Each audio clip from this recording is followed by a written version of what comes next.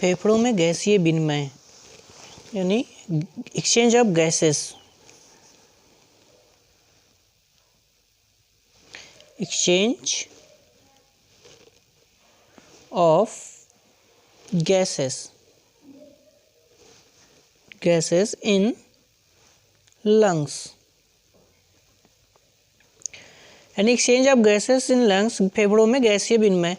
जो गैसेस होती हैं यानी कि जो हम निश्वसन के माध्यम से नासामार्ग के माध्यम से फेफड़ों में अंदर लेते हैं, तो ये हमारी फेफड़ों के अंदर जो छोटी छोटी कूपिकाएँ पाई जाती हैं, जैसे ये कूपिकाएँ दिखाई गई हैं, स्ट्रक्चर कूपिका का होता है। उसमें स्टार्टिंग में हमने छोटा दिखाया था, इसमें थोड़ा बड़ा करके दिखाया गया है। इसमें समझने के लिए कूपिकाएँ जो होती हैं, ये कूपिकाएँ जिन्हें हम एल्वेलाई कहते हैं, एल्वेलाई। ये एल्वेलाई जो होती हैं, इन्हीं के अंदर जब हम निश्वसन के माध्यम से ऑक्सीजन लेते हैं या गैस जो वायुमंडल की आती है, इसी के माध्यम से इसमें एंट्री कर जाती है।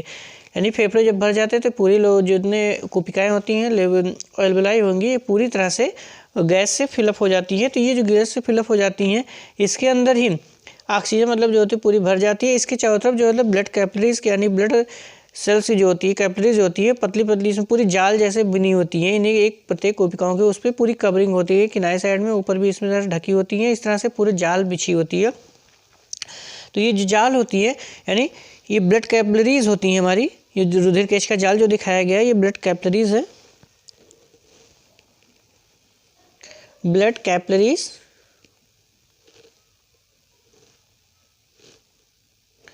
ब्लड कैपिलरीज हो पाई जाती हैं। ये ब्लड कैपिलरीज होती हैं यानी ये जो ब्लड केशिका जाल जो रुधिर कोशिका जाल होती है, ब्लड कैपिलरी पूरे इसमें कवर होती है, पूरी इस तरह से इसमें फैली होती है, जिसको चारों तरफ से कवरिंग की रहती हैं। और इसी के अंदर ही जो गैसेज होती हैं, यानी कि ये जो गैस होती है, इसी के अंदर इसमें ऑक्सीजन का लेन देन होता है। ये कैपिलरीज जो होती है, इनकी जो आउटर लेयर होती है, जो होती है झिल्ली, यानी कि ये कोशिकाएँ होती हैं, जो ब्लड सेल्स इस पर कैपिलरीज पाई जाती हैं, ये दोनों काफ़ी बहुत महीन यानी बहुत पतली होती हैं। ये जो पतली होती हैं, इन्हीं के माध्यम से गैसेज एक्सचेंज होता है। यानी कि जो एनवायरनमेंट से हम ऑक्सीजन लेते हैं, वो ऑक्सीजन जो होता है हमारा इसके अंदर, यानी कि यहाँ से एंट्री करके पूरा ब्लड के अंदर चला जाता है। और ब्लड के माध्यम से जो कार्बन डाइऑक्साइड बना होता है इसी कैपिलरीज में से, इसमें कोशिकाओं में यहाँ से एंट्री करके ये बाहर की ओर निकल आते हैं।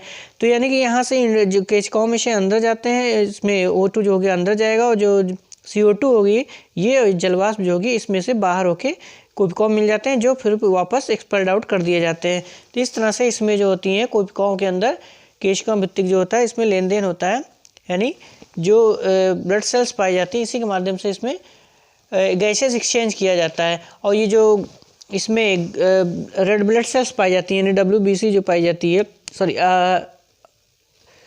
वाइट रेड ब्लड सेल नहीं, जो लाल रुधिर कणिकाएं रेड BC पाई जाती हैं, ये कणिकाएं जो होती हैं, इसमें से जो ऑक्सीजन जाती हैं, ऑक्सीजन को लेके इसमें मिक्सअप होके ऑक्सी हीमोग्लोबिन बना लेती हैं। यानी जो इसमें हीमोग्लोबिन पाई जाती हैं, हीमोग्लोबिन जो पाई जाती है, ऑक्सी हीमोग्लोबिन बना लेती हैं। ऑक्सीजन से कंपाउंड बनाती है, यानी जुड़ जाती हैं। जुड़ने के बाद ये ऑक्सी हीमोग्लोबिन का फॉर्मेशन करती हैं, जो कोशिकाओं में जाके ये ऑक्सी हीमोग्लोबिन जो होती है, कोशिकाओं में जाने के बाद ये ऑक्सी जो होती है, यानी कि ऑक्सीजन जो होती है अलग हो जाती है, हीमोग्लोबिन जो होती है अलग हो जाती है। यानी ऑक्सीजन जो होगी अलग हो जाएगी और ग्लोबिन जो होगी ये अलग हो जाएंगी, हीमोग्लोबिन जो बनती है। तो इसके माध्यम से और ये जहाँ हमारी ब्लड सेल्स में पहुँच जाती है, जहाँ इसकी आवश्यकता होती है, उसका उपयोग श्वसन के माध्यम में उपयोग कर लिया जाता है। तो इसी तरह से इसमें जो कोशिकाओं में होती हैं, यानी गैसीय जो विनिमय होता है, फेफड़ों में लेन देन होता है। और जो हम श्वासोच्छ्वास करते हैं, यानी कंपोजिशन ऑफ एयर जो होता है शरीर में, जो हम लेते हैं, कंपोजिशन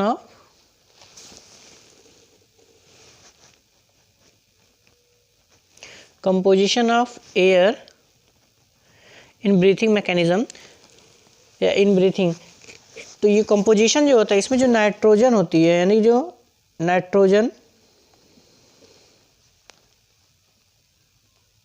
नाइट्रोजन होगी इन्वायरमेंट की पाई जाती है, ऑक्सीजन होती है O2, ऑक्सीजन होगी, कार्बन डाइऑक्साइड यानी CO2 होगी, और अन्य गैस जो होती हैं कुछ मात्रा में जलवाष्प जो पाई जाती हैं, ये इतनी चीज़ें इन्वायरमेंट में जो हम लेते हैं ना, ऑक्सीजन जो होती हैं इतनी मात्रा में हमारे शरीर के अंदर मिलती रहती हैं।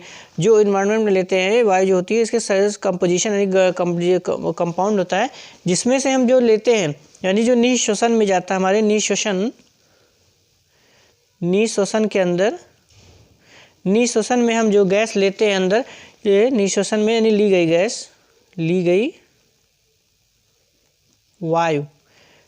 वायु में जो कंपोजिशन होता है नाइट्रोजन का जो होता है 78% होता है, 78% जाता है, और ऑक्सीजन जो होता है 21% हमारे शरीर के अंदर जाता है, और कार्बन डाइऑक्साइड जो होगा ये जो होता है हमारे शरीर में 0.03% ये जाता है। बाकी जो होती हैं जल वाष्प जो होती है प्राय असंतृप्त होते जाती हैं, असंतृप्त होती हैं,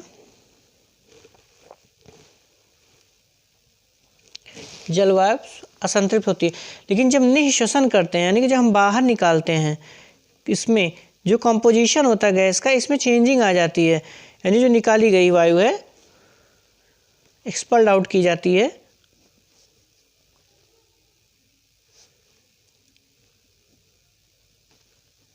निकाली गई वायु जो होती है, तो ये जो होती है इसमें जो होती है जो नाइट्रोजन जो लेते हैं ये टोटल 78% हमारी बाहर आ जाती है, इसमें कोई चेंज नहीं है, कोई बदलाव नहीं होता। लेकिन जो ऑक्सीजन होती है एक 21% जाती है, लेकिन ये 17% वापस आती है, यानी इसमें लगभग 4% जो होती है हमारे शरीर के अंदर यूज़ कर ली जाती है, यानी कि हमारे शरीर के अंदर रुका रहता है। और जो कार्बन डाइऑक्साइड होती है इसकी मात्रा बढ़ जाती है, लगभग ये 4% बाहर आती है, यानी 0.03% से कन्वर्ट होकर ये लगभग 4% बाहर आती है। और जो असंतृप्त ये जल वाष्प थी वाटर वेपर, ये संतृप्त होकर आती है, यानी पूरी तरह से फिलअप होती है। ये इतनी मात्रा में हम एक्सपेल आउट करते हैं। यानी जो कंपोजिशन अब होता है एयर का, यानी ब्रीथिंग में, इन ब्रीथिंग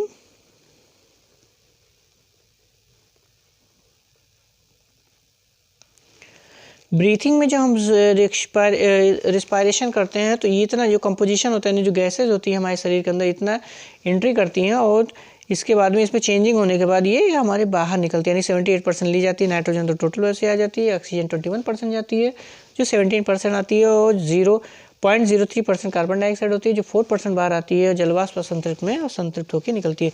और जो हम एक व्यक्ति जो 24 घंटा होता है, एक व्यक्ति 24 घंटे में यानी लगभग एक दिन में जो होता है श्वसन में जो करते हैं, रिस्पायरेशन करते हैं, इसमें लगभग 400 ml यानी 400 ml जो होती है, इतनी मात्रा में इसमें वाटर वेपर जो होती है, वाटर वेपर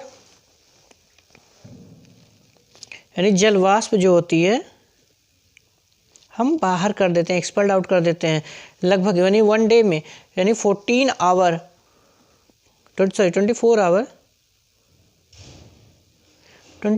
में लगभग हम जो होता है इसमें 20 यानी एक दिन में हम लगभग 400 ml जलवाष्प जो होता है इसको बाहर की ओर निकाल देते हैं, एक्सपेल्ड आउट कर देते हैं।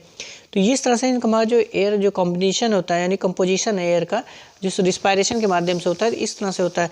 तो ये हमारा यानी जो गैसीय विनिमय होता है फेफड़ों में, लंग्स में जो दिया जाता है, कोशिकाएं पाई जाती हैं। इसके चारों तरफ जो होता है आउटर केशिकाओं का जाल पूरा बिछा होता है, जो महीन झिल्ली की यानी कि काफ़ी आउटर लेयर जो इनकी झिल्ली की जो होती है, केशिकाओं की कैपिलरीज जो होती है काफ़ी पतली होती है, कोशिकाओं की लेयर भी काफ़ी पतली होती है, जिससे आसानी से गैसियस एक्सचेंज हो जाता है।